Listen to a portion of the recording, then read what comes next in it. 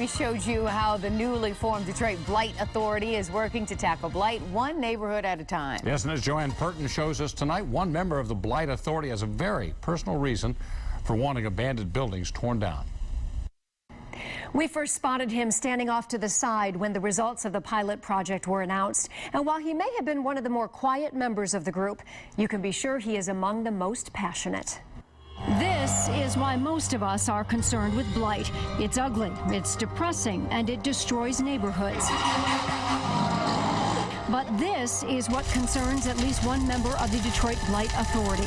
Second-generation firefighter James Hill Harris knows just how dangerous empty, blighted buildings can be. The opportunity for arson is incredible here because of these vacant structures that are everywhere. Many of the homes are burned over and over again. Each one of these structures, we go to them on average 4 times. 4 times we fight fires in them. When this house near Kirby and Sheridan was torched in 2008, Harris's father was one of the firefighters who responded.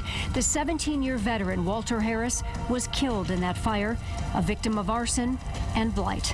We go inside these places and it's a small fire, but the building fell down on him because it had burned 3-4 times before.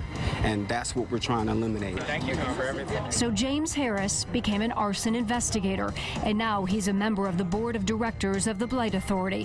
His hope is that the strategy of clearing entire areas will mean he has fewer arsons to investigate. I wanted to be a part of it. It made sense, and things should make sense. The group hopes to come up with enough money to clear 3 or 4 more areas in the city. One of the next may be here in the Gratiot-Houston-Whittier area, one of the busiest areas for firefighters. My dad was 38 years old. He left behind 6 boys, and we miss him every day.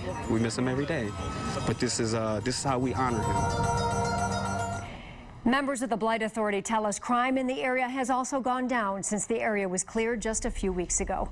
Back to you. Wow, 6 boys. That's a lot. Now, Joanne, also we found out a timetable is set for demolition of a downtown eyesore. In fact, this one here, this is the Hotel Charlevoix located at the corner of Park and Elizabeth. It'll begin, the demolition will, in about 45 days. The city's top blight cop tells Detroit 2020 clearances are being processed to have all the utilities capped. A permit for demolition will follow. He says the building's owner, Ralph Sachs, will pay for the demolition. The attorney for Sachs says the city's time frame is reasonable, so it is coming down. So many people doing good work. Okay, we're going to tell you about what we have planned for next month when we come right back.